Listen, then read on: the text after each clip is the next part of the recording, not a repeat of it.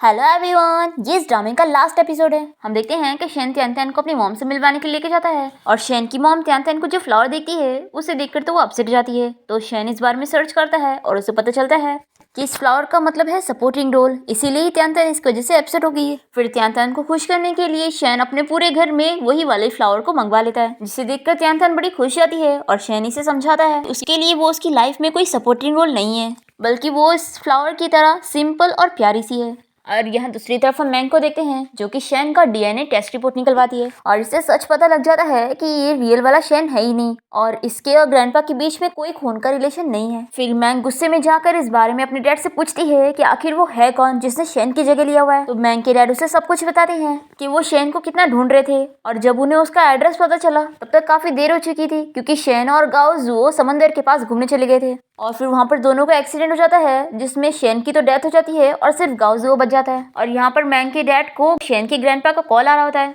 वो पूछ रहे होते हैं कि मेरा पोता शेन ठीक है कि नहीं। तो मैंग के डैड सोचते हैं कि शेन की ग्रैंडपा की हालत वैसे भी खराब है क्योंकि वो बीमार रहते हैं, तो अगर उन्हें पता चलेगा कि उनके बेटे की जान तो चली गई बल्कि उनके पोते की भी जान चली गई तो वो बहुत ही ज्यादा अपसेट हो सकते हैं और मर भी सकते हैं। इसलिए मैंग के डैड ये झूठ कह देते हैं कि नहीं, आपका पोता एकदम ठीक है। और फिर मैंग के डैड गाओजुओ को समझा देते हैं कि अब से तुम शेन हो और यहाँ पर जिसकी डेथ हुई है वो गाओजुओ है। और इसके साथ ही फ्लैशबैक खत्म होता है और मैंग के डैड ये सारी चीजें मैंग को बता देते हैं। तो मैंग तो अपने डैड से काफी अपसेट हो जाती है कि उन्होंने उसको धोखा दिया। वो अपने डैड से कहती है कि आप जानते थे ना कि मैं शेन को कितना लाइक करती हूँ, फिर भी आपने मुझसे इतनी बड़ी बात छुपाई और मुझे धोखे में रखा। और फिर मैंग अपने डैड को काफी सुनाकर यहाँ से चली जाती है और फिर इसके बाद मैंग शेन के बारे में सोचते हुए काफी रोती है और फिर वो काफी सोचने के बाद शेन को कॉल करती है और उसे कहती है कि मुझे पता चल गया है कि तुम शेन नहीं गाओजुओ हो, इसलिए अभी इसी वक्त मुझसे मिलने आओ। शेन ये सुन के काफी शॉक्ड हो जाता है और तुरंत ही मैंग से मिलने के लिए पहुंच जाता है। यहाँ पर मैंग इसे कहती है कि मुझे मेरे डैड ने तुम्हारे बारे में सब कुछ बता दिया है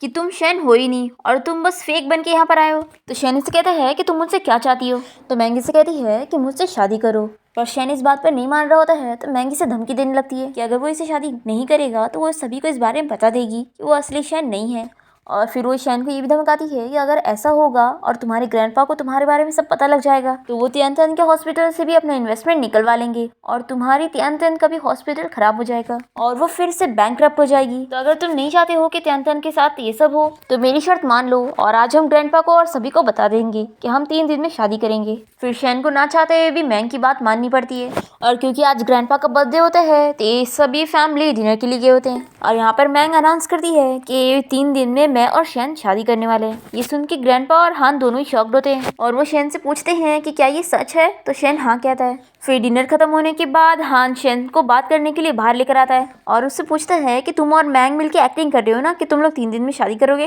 तो शेन कहता है कि नहीं, ये सच है। तो हान को काफी गुस्सा आता है और वो शेन को चिल्लाता है कि उसने त्यान त्यान को धोखा दिया है और फिर वो काफी चिल्लाने के बाद यहाँ से चला जाता है और शेन यहीं पर ही बैठ के रोने लग जाता है। फिर नेक्स्ट डे हम देखते हैं कि शेन त्यान त्यान के हॉस्पिटल गया होता है और यहाँ पर वो सभी को बताता है कि अब से मैं तुम लोगों के साथ काम नहीं करूँगा और मैं वापस अपनी कंपनी जा रहा हूँ अपनी सीईओ की पोजीशन संभालने के लिए और अगर मेरा कोई भी काम हो तो वो मेरा असिस्टेंट संभालेगा। और फिर शेन सभी से कहता है कि सभी बाहर जाओ, मुझे त्यान त्यान से अकेले में बात करनी है। फिर त्यान त्यान शेन से कहती है कि तुम इतना सीरियस स्पीच क्यों दे रहे हो, जैसे हमेशा के लिए तुम गुड बाय कहकर जा रहे हो, और वैसे कल तुमने मेरे मैसेज का जवाब क्यों नहीं दिया था। तो शैनी से इस बारे में कुछ नहीं कहता और कहता है कि चलो बाहर वॉक करते हुए बात करते हैं। फिर ये दोनों जैसे बाहर निकलते हैं तो त्यान त्यान की आंटी उसे बात करने के लिए बुला लेती है और वो त्यान त्यान से कहती है कि जरूर शेन तुम्हें प्रपोज करने के लिए लेके जा रहा होगा। और फिर त्यान त्यान शेन के साथ वॉक करने के लिए बाहर आ जाती है। यहाँ पर शेन त्यान त्यान से कहता है कि अब हमें ब्रेकअप कर लेना चाहिए। तो त्यान त्यान को इस बात पर बिलीव नहीं हो रहा है तो शेन से कहता है कि मैं 2 दिन बाद मैंग से शादी करने वाला हूँ और तुम चाहो तो इस बारे में मैंग से पूछ सकती हो। कल हमने फैमिली डिनर में अपनी शादी के बारे में अनाउंस कर चुके हैं। ये सब बोलकर शेन यहाँ से चला जाता है और त्यान त्यान बस रोई जा रही होती है। फिर त्यान त्यान जैसे ही वापस अपने हॉस्पिटल पहुंचती है तो यहाँ पर सभी उसका सेलिब्रेशन कर रहे होते हैं कि अब जरूर शेन ने उसे प्रपोज कर चुका होगा तो ये लोग शादी करेंगे। पर त्यान त्यान तो इतनी अपसेट होती है कि वो कुछ जवाब दिए बिना अपने ऑफिस चली जाती है। फिर नेक्स्ट डे देखते हैं कि शेन अपने घर पे त्यान त्यान का सारा सामान पैक कर रहा होता है उसे भेजने के लिए। तभी हान यहाँ पर उससे मिलने आया होता है और वो कोई बहाने से वॉशरूम जाकर उसका बाल ले लेता है और वापस घर पे आकर अपने डैड को ये दे देता है क्योंकि उसके डैड शेन का डीएनए टेस्ट रिपोर्ट निकलवाना चाहते हैं, ये पता करवाने के लिए कि शेन सच में उनकी फैमिली का है या नहीं। और यहाँ पर शेन से मिलने के लिए मैंग के डैड गए होते हैं और वो उससे सॉरी कह रहे होते हैं। और वो उससे पूछते हैं कि अब वो आगे क्या करना चाहता है, जिस पर शेन कहता है कि मेरे पास अब कोई रास्ता नहीं है, मुझे मैंग से शादी करनी होगी। फिर नेक्स्ट डे हम देखते हैं कि त्यान त्यान और सभी इवेंट के लिए गए होते हैं और उसी के पास वाले हॉल में शेन और मैंग की वेडिंग सेरेमनी चल रही होती है और त्यान त्यान की आंटी और डॉक्टर ये फोन शेन को चिल्लाने के लिए उसकी वेडिंग सेरेमनी में चुपके से घुस जाते हैं और यहाँ पर वेडिंग स्टार्ट हो जाती है और ये देखकर त्यान त्यान की आंटी बीच में उसे चिल्लाने लगती है, पर गार्ड जल्दी से उन्हें बाहर कर देते हैं। पर फिर यहाँ पर मैंग को रियलाइज हो जाता है और वो शेन से शादी करने के लिए मना कर देती है और फिर वो सभी से सॉरी कहती है कि उसने सभी का टाइम वेस्ट कर दी और वो शेन को इस बारे में बता देती है कि अब उसने पूरी तरीके से शेन को लेट गो कर दिए क्योंकि अब वो समझ गई है कि अब वो है ही नहीं। और वो शेन से कह देती है कि मैं जा रही हूँ अब अपनी खुशी ढूंढने के लिए, तो तुम भी अपनी खुशी के पास जाओ। तो शेन भी यहाँ से तुरंत ही चला जाता है और वो उसी इवेंट पहुंचकर यूशिन से पूछने लग जाता है कि आखिर त्यान त्यान कहाँ पर है। पर यूशिन तो इससे बहुत ही गुस्सा होता है और वो इसे इस बारे में नहीं बताता। दूसरी तरफ हम त्यान त्यान को देखते हैं जो कि ब्रिज के पास घूमते हुए शेन के बारे में ही सोच रही होती है और तभी इसकी वॉच में अलार्म बजने लगता है और क्योंकि अभी कार्लो की कंडीशन ठीक नहीं है इसीलिए उसकी हार्ट बीट रेट काफी बढ़ चुकी है। ये देखकर त्यान त्यान परेशान हो जाती है और कार्लो को ढूंढ रही होती है। दूसरी तरफ शेन को उसका असिस्टेंट बता देता है कि कार्लो कहीं गुम हो गया है और यहाँ पर त्यान त्यान कार्लो को ढूंढते हुए एक नदी के पास आ जाती है और उसे लगता है कि कार्लो पानी में है तो वो अंदर तक घुस जाती है पर फिर वो देखती है कि वो पानी में नहीं बल्कि बाहर है और तभी अचानक से वो अंदर ही डूबने लगती है और तभी शेन यहाँ पे टाइम पे पहुंच जाता है और त्यान त्यान को बचा के बाहर निकाल लेता है। त्यान त्यान को जैसे ही होश आता है तो वो इससे गुस्सा होकर जा रही होती है तो शेन इसे रोकता है और इसे सॉरी कहते हुए सब कुछ समझा देता है। तभी इतने में दोनों ही देखते हैं कि कार्लो की कंडीशन काफी खराब हो गई है और उसकी तुरंत ही सर्जरी करनी पड़ेगी। फिर ये दोनों जल्दी से उसे लेकर हॉस्पिटल आ जाते हैं और त्यान त्यान तुरंत ही कार्लो की सर्जरी करती है। फिर इसके बाद हम देखते हैं कि शेन त्यान त्यान से कहता है कि मुझे तुम्हें अपना कोई सीक्रेट बताना है और तभी अचानक से शेन को कॉल आता है कि उसके ग्रैंडपा की कंडीशन एकदम ही खराब हो गई है। फिर शेन त्यान त्यान के साथ हॉस्पिटल पहुंच जाता है और सभी फैमिली मेंबर ग्रैंडपा के लिए परेशान होते हैं और हान के डैड को बस वसीयत की पड़ी होती है और वो मैंग के डैड से कहते हैं कि डैड ने जरूर कोई वसीयत छोड़ के गए होंगे ना। फिर मैंग के डैड कहते हैं कि हाँ और फिर वो सभी को वसीयत पढ़ के सुनाते हैं जिसमें ग्रैंडपा ने अपनी पूरी प्रॉपर्टी में से 70% शेन की मॉम के नाम किया होता है क्योंकि उसके डैड तो नहीं रहे और ये सब उसके डैड का था और बाकी 30% में से 10% शेन का और 10% हान का और उसके डैड का। और ये सुनने के बाद तो हान के डैड काफी गुस्सा हो जाते हैं और तुरंत ही हान को लेकर यहाँ से चले जाते हैं और उसे बताने लग जाते हैं कि मेरे डैड ने मेरे साथ कितना गलत किया है।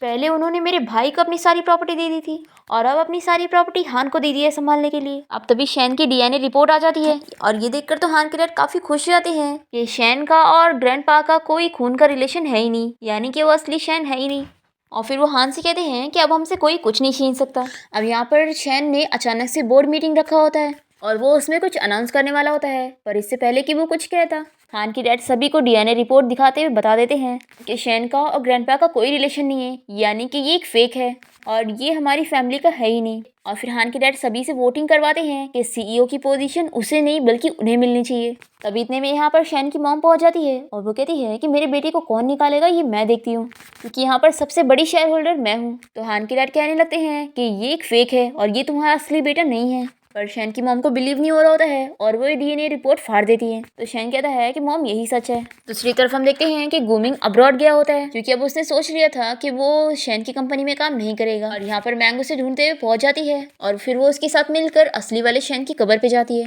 और वहाँ पर उसे कहती है कि अब तुम्हें मेरी फिक्र करने की जरूरत नहीं है। अब तभी से शेन का कॉल आता है और शेन से कहता है कि तुम पता करना चाहती होगी ना कि आखिर शेन के फादर की डेथ कैसे हुई थी, तो तुम अपने रिपोर्टेड फ्रेंड की मदद से मेरी एक हेल्प कर दो। फिर इसके बाद हम देखते हैं कि मैंग की मदद से शेन ये प्रूफ कर देता है कि शेन की फादर की डेथ हान की डेथ की वजह से हुई थी क्योंकि उस टाइम पर कंपनी की कंडीशन काफी खराब हो गई थी और कंपनी पे काफी सारे केस हो गए थे जो कि हान के डैड की गलती की वजह से हुई थी, पर उन्होंने सारा इल्जाम अपने बड़े भाई यानी कि शेन के डैड पर लगा दिया था और इस रीजन की वजह से शेन के डैड को हार्ट अटैक आ गया था और वो मर गए थे। अब यहाँ पर हान के डैड चिल्लाने लगते हैं कि मैंने सब कुछ नहीं किया और तभी यहाँ पर ग्रैंडपा पहुंच जाते हैं और वो अपने बेटे को चिल्लाने लगते हैं जिस पर हान के डैड सॉरी कहने लगते हैं कि डैड मैंने सही नहीं किया। फिर यहाँ पर शेन त्यान त्यान को और ग्रैंडपा को ये सच बता देता है कि वो असली वाला शेन है ही नहीं, पोते शेन की डेथ तो बचपन में हो गई थी। अब ये जानकर ये सभी रोते हैं और शेन से कहते हैं कि लेकिन फिर भी तुम हमारे पोते ही रहोगे। फिर शेन ग्रैंडपा को सजेस्ट करता है कि कंपनी की सीईओ की पोजीशन हान को देनी चाहिए क्योंकि अब वो काफी मैच्योर हो चुका है और वो कंपनी संभाल लेगा। तो ग्रैंडपा मान जाते हैं और वो हान को कंपनी का सीईओ बना देते हैं। फिर इसके बाद हम देखते हैं कि पूरी फैमिली साथ में न्यू ईयर सेलिब्रेट कर रहे होते हैं और शेन यहाँ पर सभी के सामने त्यान त्यान को एक सरप्राइज देता है और उसे शादी के लिए प्रपोज कर देता है और इसी के साथ इस ड्रामा की हैप्पी एंडिंग यहाँ पर हो जाती है।